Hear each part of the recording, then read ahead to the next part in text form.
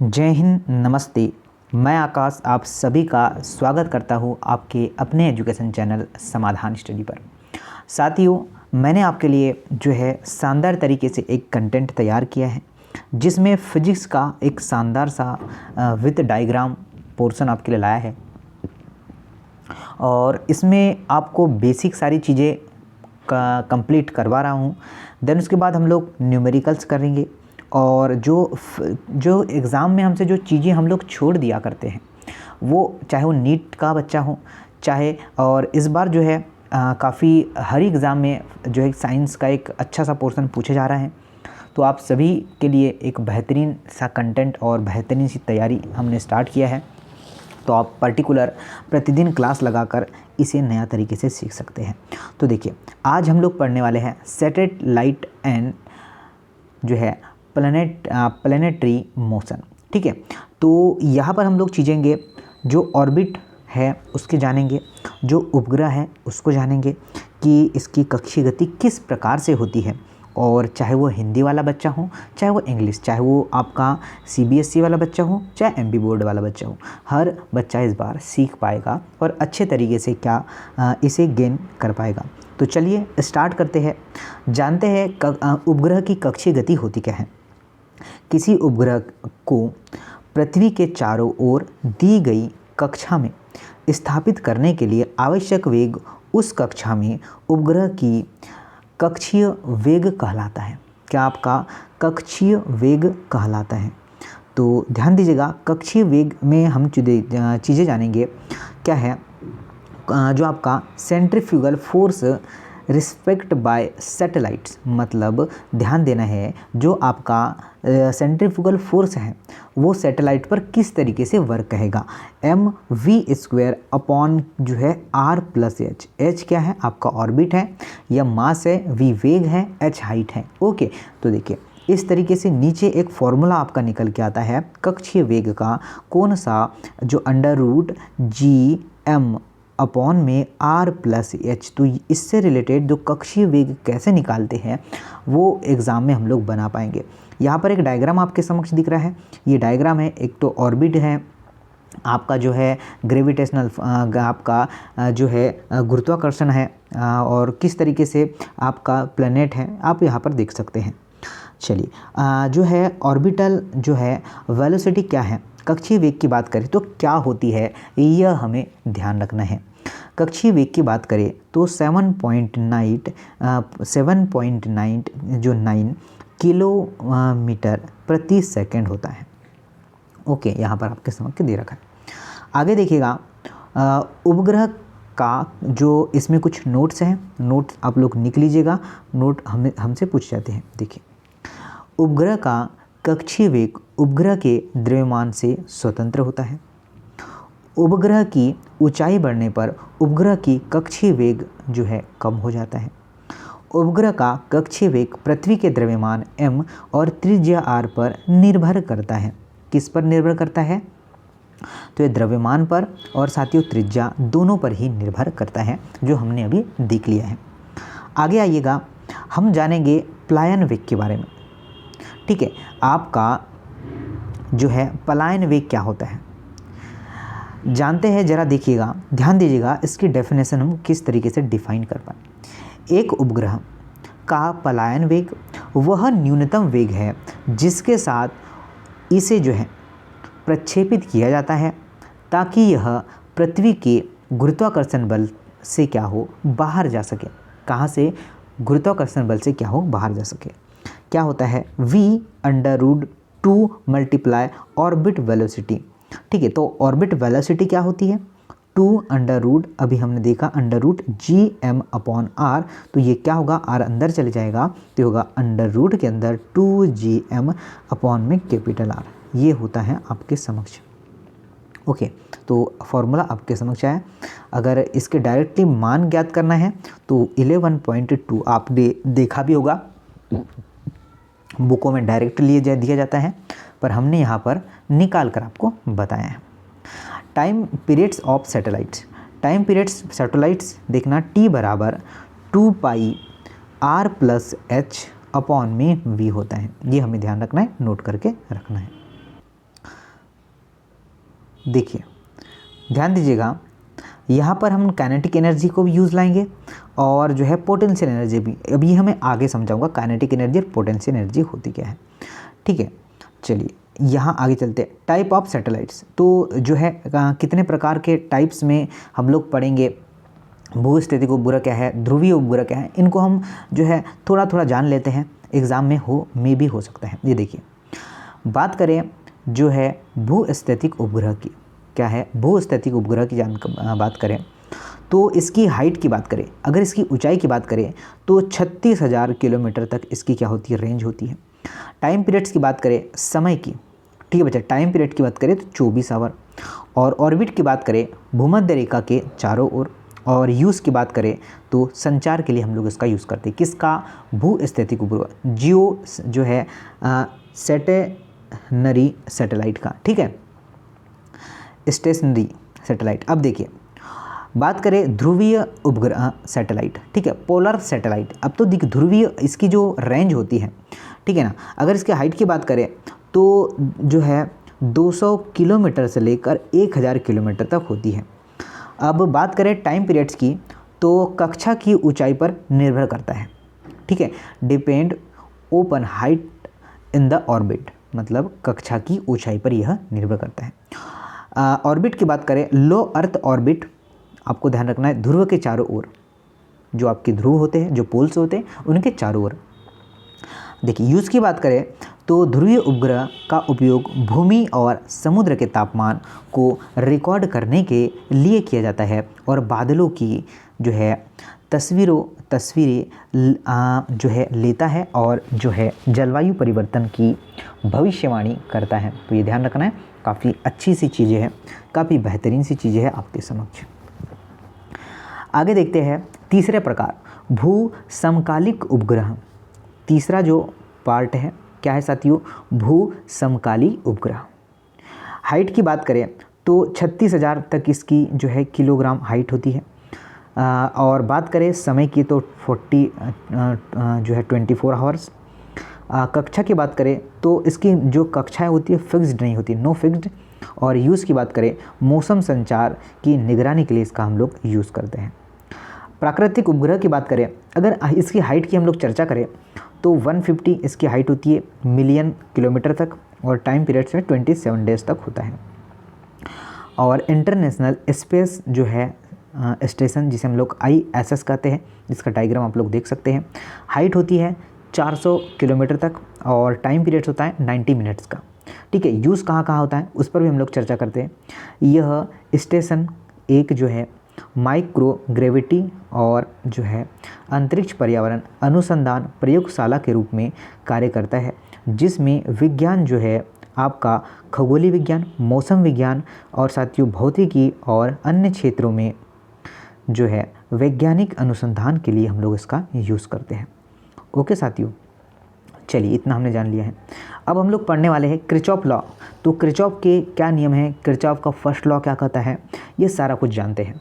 तो पेशेंस रखिएगा, सारी चीज़ हम लोग कवर अप करेंगे।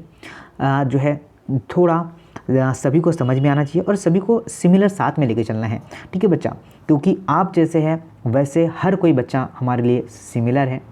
तो सभी बच्चे दिल को ध्यान से पढ़िएगा। सूर्य के चारों ओर घूम रहे, सूर्य के चारों ओर घूम रहे प्रत्येक ग्रह का पथ एक दीर्घवृत्त है, जिसमें जो है सूर्य दीर्घवृत्त के समान फोकस पर होता है।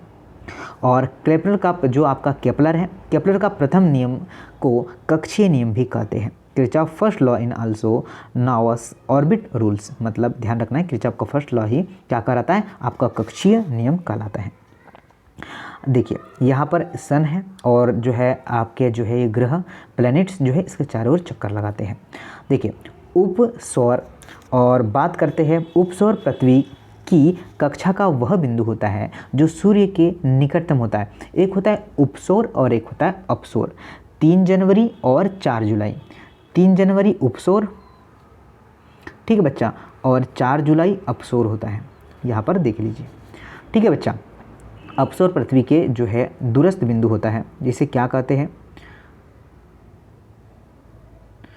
चलिए देख लिया आप लोगों ने। चलिए अब आगे देखते हैं। किरचॉफ सेकेंड लॉ क्या बोलता है, इस पर हम लोग चर्चा करते हैं, फिर थर्ड लॉ भी जानेंगे। किरचॉफ थर्ड लॉ की बात सेकेंड लॉ की बात करें, प्रत्येक ग्रह इस तरह से चलता है कि सूर्य से ग्रह तक खींची गई एक काल्पनिक रेखा समान समय में समान क्षेत्र को पार करती है। और केपलर के द्वितीय नियम को जो है क्षेत्र नियम के नाम से भी जानते हैं। Kirchhoff second law is also knows जो है आपका एरिया। तो ये ध्यान रखना है, ये दोनों ही चीज़ें हमें बहुत जो है अच्छी है और आपको ध्यान भी इन्हें रखना है।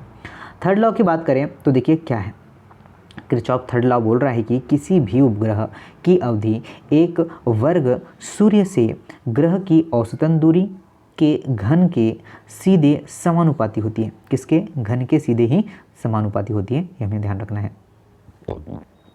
आगे देखिएगा, यदि टी ग्रह की अवधि और आर सूर्य की, तो उसकी औसतन दूरी की बात करें तो होगा टी का स्क्वायर समानुपाती आर पर क्यूब, मतलब टी का स्क्वायर अपॉन में आर का क्यूब। ये आपका क्या होता है? कॉन्सोनेंट होता है, ये हमें ध्यान रखना है। ओके, चलिए आगे बढ़ते हैं। अब हम लोग जान लेते हैं, ठीक है बच्चा, अब हम लोग जाते हैं वर्क और एनर्जी को, कि वर्क क्या होती है साथियों और एनर्जी क्या होती है, दोनों को हम लोग जानते हैं और इनके कुछ फॉर्मूले और अभी मैं सारे का सारा बेसिक करवा रहा हूँ, फिर हम लोग सारे के सारे क्वेश्चन हम लोग करने वाले हैं। देखिए,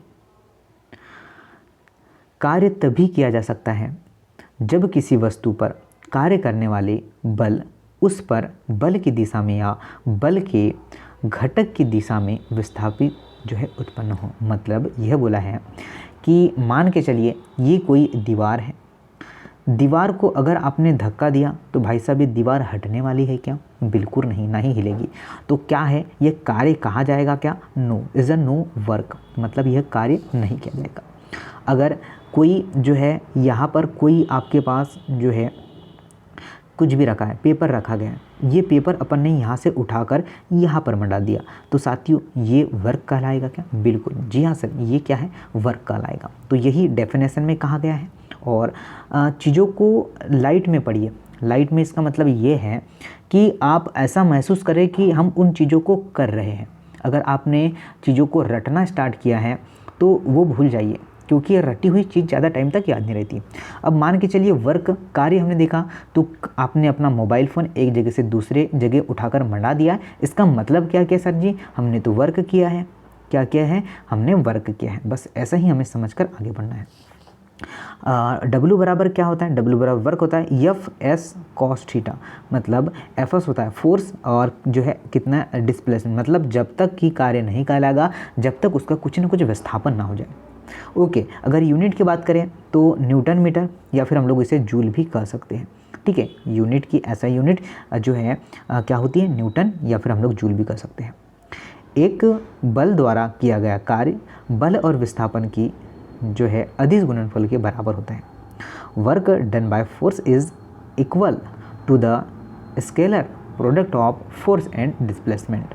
तो दोनों चीज़ें हमें ध्यान रखना है।